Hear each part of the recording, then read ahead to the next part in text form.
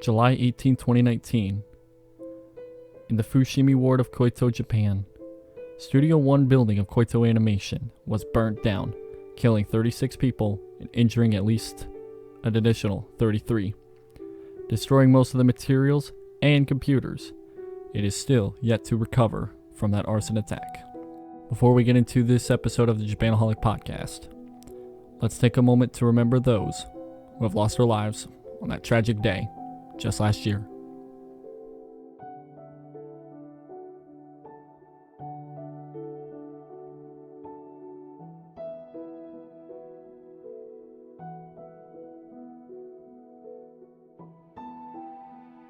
How's it going, everybody? Welcome to the Japanaholic podcast, the podcast surrounded by topics all about Japan, anime, and games, discussed by one certified Japanaholic. I am your host, Frey, and it's not very often I make Saturday episodes of the podcast, but it just so happened that today has or at least of this day as it's uploading, because maybe you're listening to this maybe 2 weeks down the line, a month down the line, or even a few days after it's uploaded on all the platforms and stuff like that. But as of uploading this, it is July 18th, which to a lot of people who are into the otaku culture is not a very good day anymore. It used to have been a normal day. That all changed last year when a terrible arson attack happened to Studio 1 of Kyoto Animation. And, you know, Kyoto Animation, I don't have to really talk about what Kyoto Animation is, because anybody who's a part of the otaku culture knows what Kyoto Animation is. They know how amazing the studio is. You know, just outside of the animation department, they're super amazing, okay, in making music and making good characters and, you know, finding the good people to voice those good characters. And even people who worked with Kyoto Animation said that Kyoto Animation was like one of the better studios to work for the anime scene. And yeah, it was a terrible day that day, and I remember that day very vividly. I like at the time, okay, I really wasn't like very much into the anime scene. Like I just started getting into it. I was like a few months into my like anime phase. Can I call it a phase because it's still going on? I'll call it a phase even though it's still going on. But I've been, you know, I was just like getting into anime, and I've watched and seen so many things from Kyoto Animations from that time. And, you know, I mean, not as much as I have now, of course, but like I watched a few things from them already. And I remember scrolling through Twitter around midnight. It was like around midnight, okay? But I want to say it was around midnight. I was scrolling through Twitter and looked over to the trending tab and saw that something was going wrong in the anime industry. And on the trending tab, it said that Kyoto Animations studio was on fire. And I looked over at that part. I was just like, no, there's no way. And here I am clicking on that thing, and I'm just like scrolling through, seeing pictures and videos of the fire and how like devastating those pictures were. Okay, and it hurts. It hurts still to this day to look at those videos and images, and oh man, it's I seriously still can't fathom the fact that I don't even want to name his name Elephant's name, because of course nobody Anybody who does a horrendous act should not be mentioned by name, ever. That's just my opinion. But how what that guy did, going into the building, dousing people in gasoline, dousing the building in gasoline, setting it ablaze.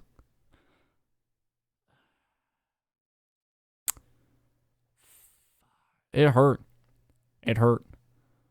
Okay. Um, I don't. I'm sorry if this isn't like as happy or like as energetic as my usual podcast episodes. It's not a very good anniversary to be talking about or anything to talk about in general, but I just wanted to take today to really say thank you to Kyoto Animations for making a bunch of like amazingly good anime series, whether they be movies or television series in general. Um, and to kind of, I guess in a way, what's the word I'm looking for? Like celebrate or kind of remember Kyoto Animations and their history.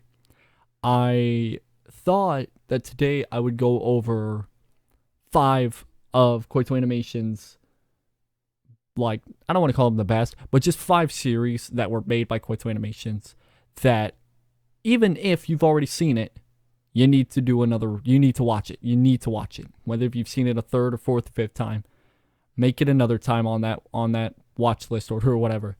Because you're gonna have to watch these again. Okay. Many of these series I'm gonna talk about, I haven't really. I don't know if I'll talk about them in the future. I maybe talk more about them in like the very far future once I, start watching more stuff from Kyoto Animations. Because like I said, Kyoto Animation has been around for a long time. Okay, they were like one of like the OG. I hate to say that, especially today, but they were like one of the OG anime studios. Okay, lots of studios come and go, in the anime industry. And Kyoto Animation's been around for the better part of like 2 decades up to this point. Well, I don't want to say 2 decades. Actually, yeah, it is 2020. Never mind. I keep thinking it's 2010, but no. They've been around ever since like the early 2000s, even farther back possibly. And every year every year that they were releasing stuff, they got better with their animation styles, better with like everything. And whenever you think of anime studios, you think of Kyoto Animations, mainly because of how good their stuff was. And now it's a big question of whether or not Kyoto Animations will even be a thing after this year, because there's been a lot of updates saying that they could try to get a lot of stuff back, but since they've lost like everything, including 36 great animators and directors and other positions, stuff like that if I started naming off like all their positions, I'd be here much longer than I want to be. Okay, like a lot of these series I'm going to talk about here, the people that have created these, like whether they're the director, series composer, or music composer, producer, even an animator, they're not here anymore. And it's like the hardest thing. It's like looking back at all these series. This is gonna be like the toughest thing to do when you're rewatching this, because you don't know if like that person who drew that animation frame, or you don't know if this director is even alive anymore. Okay, and I'm gonna try and just bring everybody's spirits up, make everybody feel happy about themselves. So these 5 I'm gonna talk about. I'm not gonna really talk much about like the shows that have like drama like in their tags, at least. The 3 main tags that are going to be talked about here in today's episode is slice of life, comedy, and a dash or two of romance, of course. But like I said, since there's only 5, I'm really not going to be talking much about like some of Kyoto Animations like more unknown stuff. Since there's only 5, I'm mainly going to be going for like the big 5. Not really the big 5, but like 5 of the more popular ones. Maybe like in another episode down the line where I talk more about like Kyoto Animations, I'll probably discuss more of like their more unknown anime series, stuff like that I've seen in the past or have, seen stuff like that. So let's go ahead and let me get started with some Kyoto Animation anime series that need to be rewatched or watched by somebody, especially you listening to this episode right now. All right, first one here, the big one. All right, I'm pretty sure when you think of Kyoto Animations, this is one of the first like 3 anime series that come to your head, is the Haruhi Suzumiya series. I want to say its full name, but I'll butcher it, and I really don't want to butcher it, so I'll just say the Haruhi Suzumiya series. Which is one of Kyoto Animations, like, this is like the one that I can kind of point to being like, this is the anime that a lot of people point to for Kyoto Animations to show like how good they were before the arson attack, of course. Because this one was released all the way back. Like, this is an anime that still to this day gets talked about, even though this anime aired back in spring of 2006. Can anybody remember any other anime that aired during the 2006 years that, wasn't made by Kyoto Animations? It's kind of hard to pick a few, like, especially for the people that, that wasn't into anime at the time. Many people who have been in the anime scene, like for the better part of like 5 years, probably still won't tell you anything about like an anime from 2006 other than Haruhi Suzumiya. This one's probably like I think this one's probably going to be the only one that has to do with like supernatural or sci-fi stuff. I think I could be wrong. But man, 2006 Kyoto Animations was good stuff. It was good stuff. I can't recommend Haruhi Suzumiya enough to anybody who really wants to watch like something different in a way, because it is kind of like, I will compare this to Kokoro Connect, which I've talked about in the past as well on the podcast, where it's like a group of high schoolers and they all have like supernatural stuff happen to them. This is kind of like that, but I do recommend watching this because it is so freaking good. I won't talk much about each of the series. Mainly for the people who haven't seen this series, I don't want to get into spoilers, or I don't even want to spoil episode 1. I just want to talk about like the premise of it, but I don't want to get into any spoilers in case you haven't seen it. On the contrary. So, if you haven't seen the Haruhi Suzumiya series, or even if you have, watch it again. Even though there are a good amount of episodes, and I think there is a movie. Yeah, there is a movie. And the movie was... I haven't seen the movie yet. Actually, I have not seen the movie yet. So, I can't say anything about the movie. So, I seriously recommend watching the Haruhi Suzumiya series. And I'm going to jump forward a little bit to winter 2013 with Tamako Market. This one here just feels so wholesome. I don't know why. There's so many good wholesome shows made by Kyoto Animations, but this one's up there on one of my favorite wholesome shows. It's so freaking... I love it. I can't recommend this show enough if you want some wholesome stuff. I mean, drama at some points, but with how good the animation is and how beautiful the freaking sceneries and backgrounds look, and as well the characters, well, just everything about it. It brings a huge smile to my face. So, and this one came out, just like I said earlier, winter 2013. So, there's a big difference. Like, I kind of like watching Haruhi Suzumiya in like animation style, and then going through Tamako Market is so different in some ways. So different in some ways. But a lot of it is the same kind of like animation style that Kyoto Animation has been known for. But yeah, there's 12 episodes, and I think, yeah, there's a movie to this one as well. So I don't know what it is with Kyoto Animation and making movies for a lot of things. A season or two and a movie. Hey, I think I'll talk about another series here that I think is getting a movie. Was probably going to get a movie. Sooner rather than later, I think.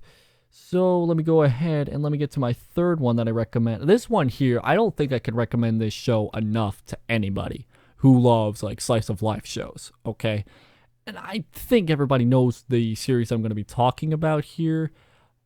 When thinking about Kyoto Animations, you really cannot think of Kyoto Animations without mentioning K-On! How the hell can you not talk about K-On! When talking about Kyoto Animations? I don't know how anybody would go like a whole 30 minutes on a topic of Kyoto Animations and not talk about freaking K-On! My God, this series right here, it is such an old series. Like, not really old, not as old as Haruhi, but the first season aired in 2009, and still, and I mean still, 2009 all the way up to 2020, do I still see people on Twitter talking about this series, and I can see why. Oh my God. I can't get enough of this freaking series. K-On! Is so good and so amazing in so many ways because there are a ton of episodes, okay? It does have 2 seasons and in total of like 36, 38, I could be wrong. I think 38 total episodes, if I remember correctly. Which is a lot, by the way. But there's also a movie of K-On! So you get a lot of K-On! Stuff here. And the movie came out, I think I talked about this when I was talking about when the K-On! Movie was being shown in the cinemas, still to this freaking day, which, you know, I already talked about that in my previous, it's the one where I talked about the Nagatoro series gonna get anime adaptation. But still, I swear, this freaking series will make you smile from ear to ear and probably wrap that smile all around your face and do a easy 360 around your head because it's so freaking good and wholesome. And like this series, it it has so many episodes, but man, I don't care how many episodes of the movie, I'll watch it a ton of times and I'll shed a tear every time I get to the end of the second season because of the fact that by the time I get to the end of the second season, the only thing I got left to watch is another hour and a half of this series.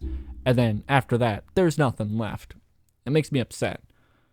As much as I want K-On! To get another like adaptation in terms of like maybe K-On! College or K-On! Shuffle, unfortunately with how things are right now, that probably won't happen for a long time. But continuing on with K-On!, it's so freaking adorable. And anybody, I seriously want to know who has not seen this series, because K-On! Is one of those series where no matter who's seen, like, no matter who's been like into anime or how long they've been into anime, okay, whenever somebody introduces them to Kyoto Animations, one of like the top 3 animes that, you know, they show is K-On! My neck. Because of the fact that K-On! Is such a very wholesome show. Very good. It's like everything about K-On! Is almost 10 out of 10.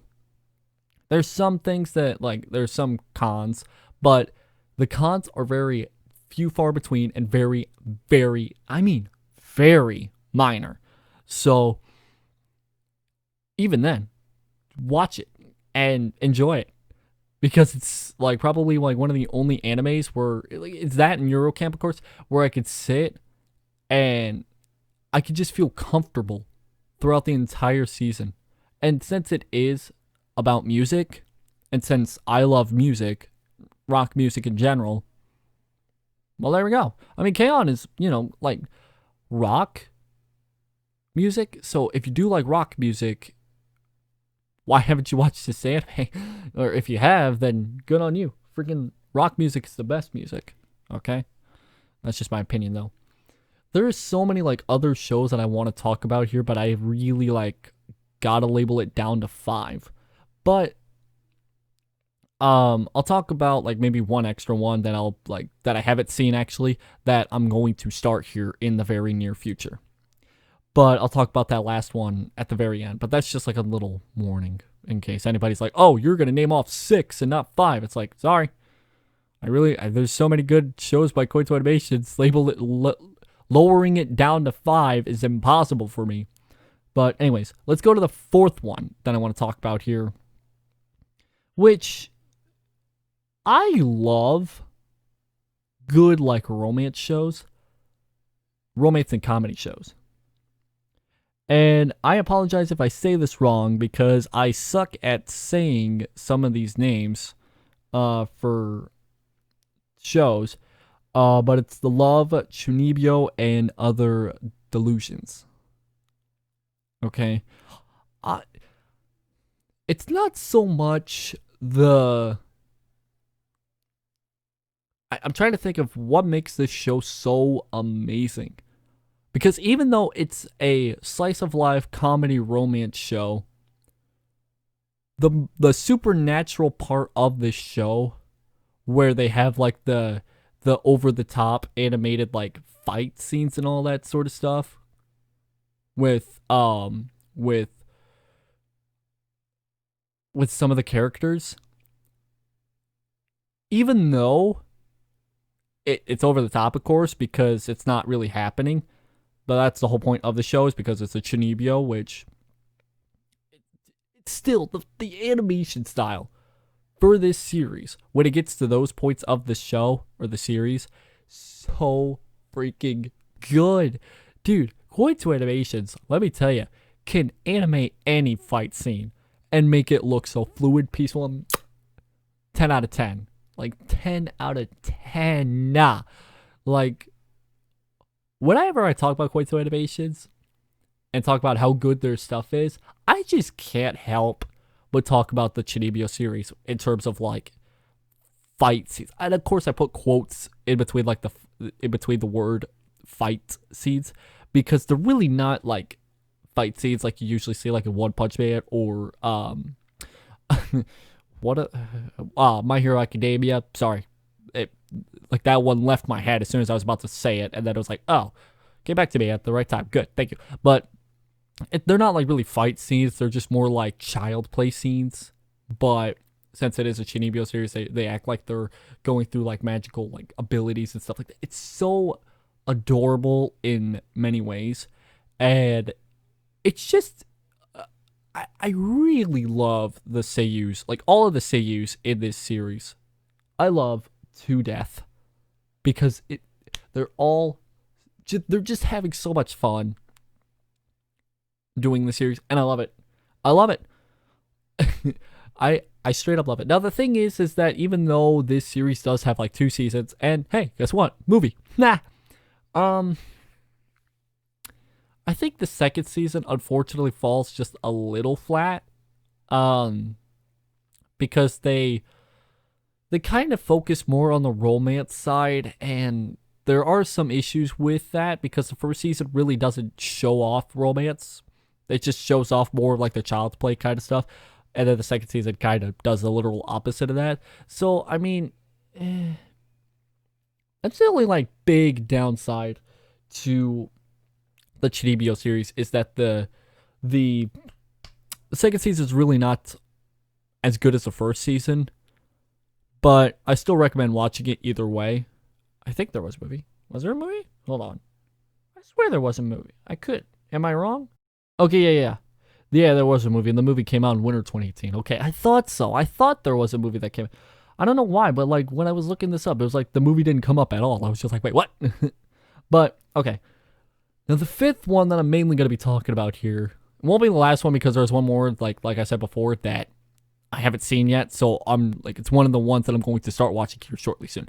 But fifth one, if you're watching the video on my YouTube channel, the Japanaholic channel, you can tell by the background. I already have it up. But if you're not watching this on video, which mostly you probably aren't, but that's fine. Ms. Kobayashi Dragon Maids. Watch it. I would say that's all I'm going to say, but I got to talk about it in this episode.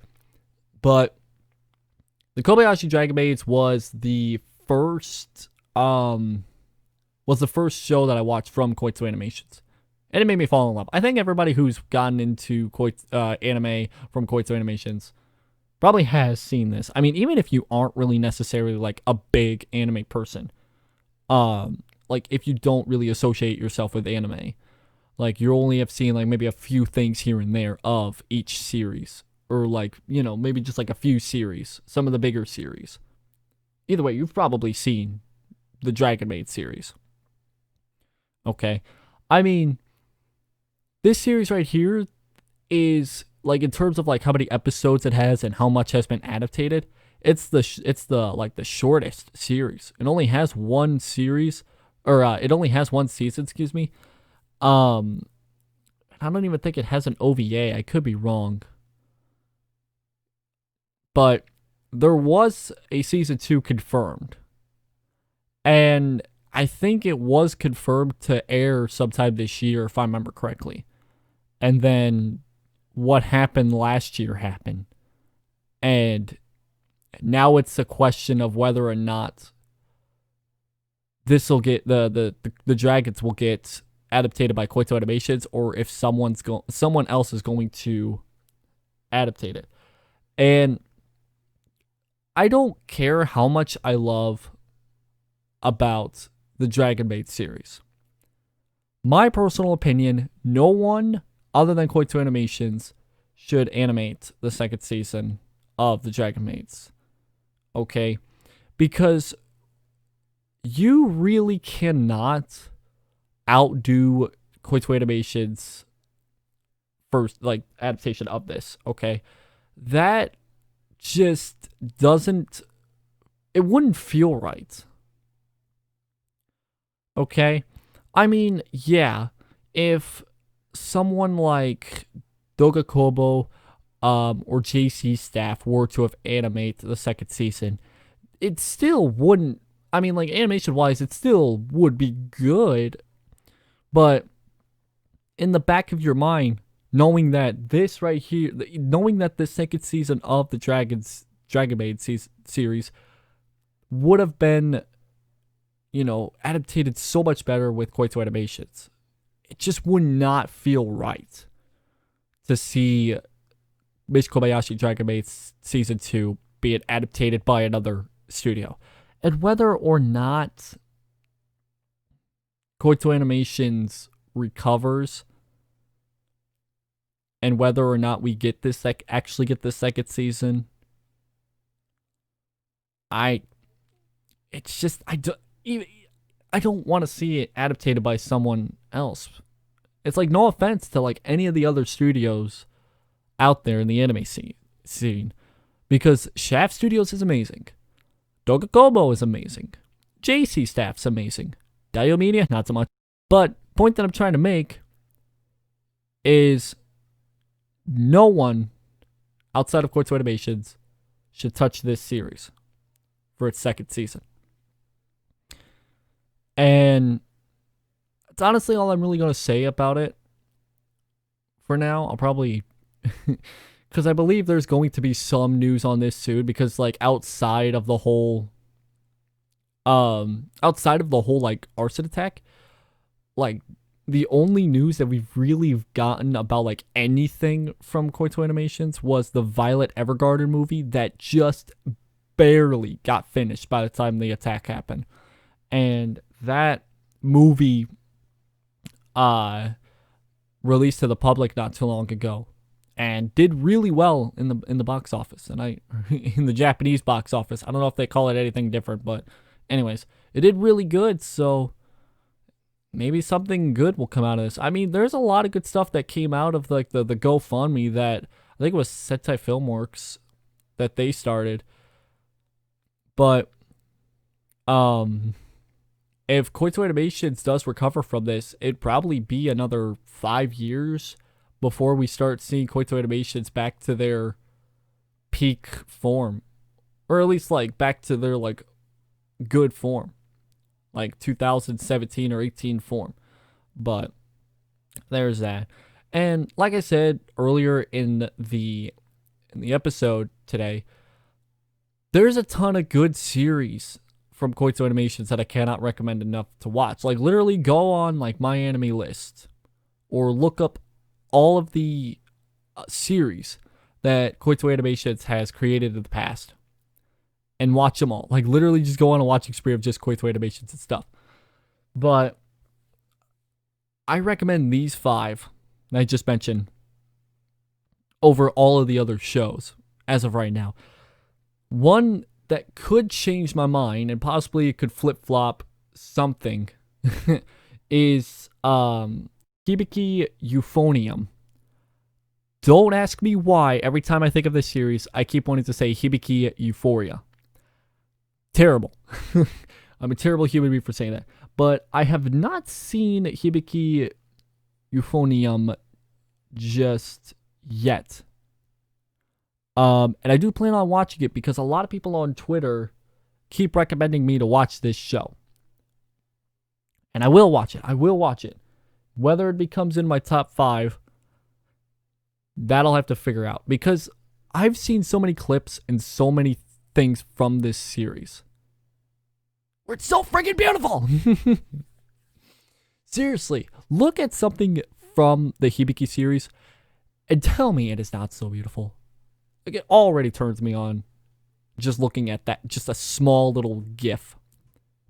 It's about music too, so it's a good thing as well. I mean, it's more of like the jazz kind of music, but you know what? I'll take it. I kind of like me some jazz music here and there, so you know what? I'll listen to it and watch it, of course. So I think that'll do it for this episode of the podcast, the Japanaholic podcast. And before I end it off, I'll do another moment of silence. I won't have the ending music play like I did before, like I usually do. Mainly because of the fact that, well, it's not so much of a happy day anymore because of what happened last year. I hate to bring up like something that happened that was absolutely terrible. But when this arson attack just so happened to be the worst post-World War II incident to have hit Japan, hurts, okay?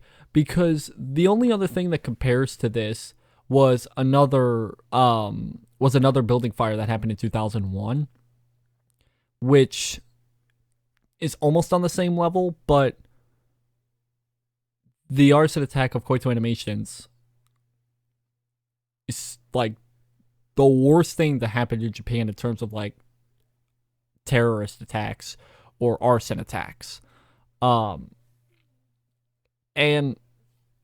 I don't know what will happen in order to like not make this a regular thing in Japan, because it doesn't happen too much in Japan that we have stuff like an arson attack or something like that. I mean, here in the United States, these kinds of attacks do happen, but they don't happen much anymore. It used to have been a huge issue here like 2 years ago, especially last year as well. It was a huge issue back in like 2018 and 2019, where there'd be so many horrible like attacks happening on our turf, whether that be schools or in like stadiums or whatever. But I mean, and it just so happens to be one of the biggest and one of the best anime studios that the attack just had to take place in, which fucking sucks. And I don't advise to do this because this will just make anybody depressed and upset looking up the information and looking up exactly what happened during the attacks. But if you want to know more information about the attacks that happened last year, I recommend looking at, or I don't. Why do I say that? I don't recommend it, but you would have to like look it up on like Wikipedia. And to end this episode off, I'll say one more thing, like one more story that I kind of not a story, but just something that kind of made me feel upset. Okay, was the lack of media coverage that first happened when the attacks happened. Especially here in the United States. It took about like maybe a week to a week and a half before Fox, NBC, and ABC started saying like, oh, yeah, by the way, there was a terrible attack that happened over in Kyoto, Japan, where 36 motherfuckers died. And part of me hates that. Because, like, it was the worst attack to happen in Japan. And no one talked about it. Like, outside of Japan. Or outside of, like, the whole Asian countries. And I understand it's, like, it's different because, you know, it's obviously in a different country. Why should it really be talked about here? But then you look at, like, the fact that it's, like, it's the worst attack to happen since post-World War II. You think this would be some big shit in the United States. You think? But, I don't know. That's just my opinion. Probably got a few people upset or agreed on. I don't know. But anyways. So, I'm going to end off this episode of the podcast here. Like I said, I usually don't do many Saturday specials. Because I usually just want to keep it like one a week. But this week just so happened to be the 1 year anniversary of the attack. So I was like, screw it. I'll record an episode of the podcast on Saturday and upload it in whenever I get the chance to upload it.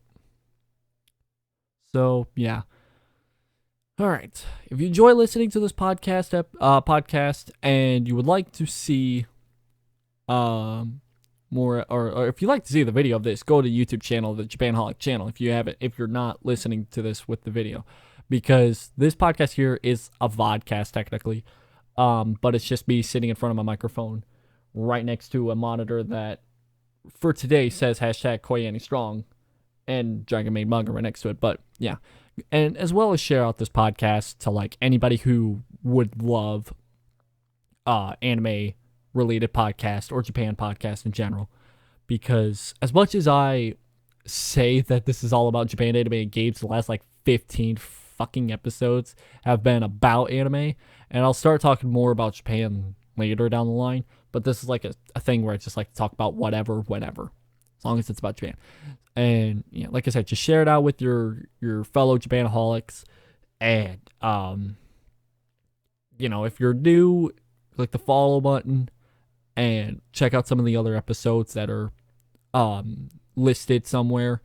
Whether you're on Spotify, whether you're on Apple Podcasts, that's correct, or Podcast Republic, or any of the other places where this podcast is at. Give it like a rating if you possibly can, and you know, give me criticism if I really deserve it. Don't give me like harsh criticism if it's not even criticism. Just saying, it could be bad criticism. I'll accept it, but don't just tell me what to do to make it better. But yeah, I know it's a one-man podcast. Like I said I talked about this earlier, just a few episodes ago. It's gonna stay one man. I know that a lot of people turn away from it when they figure out, oh yeah, it's only one man. Click off of it. But yeah, thank you all so much for tuning into this episode of the Japanaholic podcast. My name's Taylor Frey, certified Japanaholic. Signing off. Have a good night, everybody.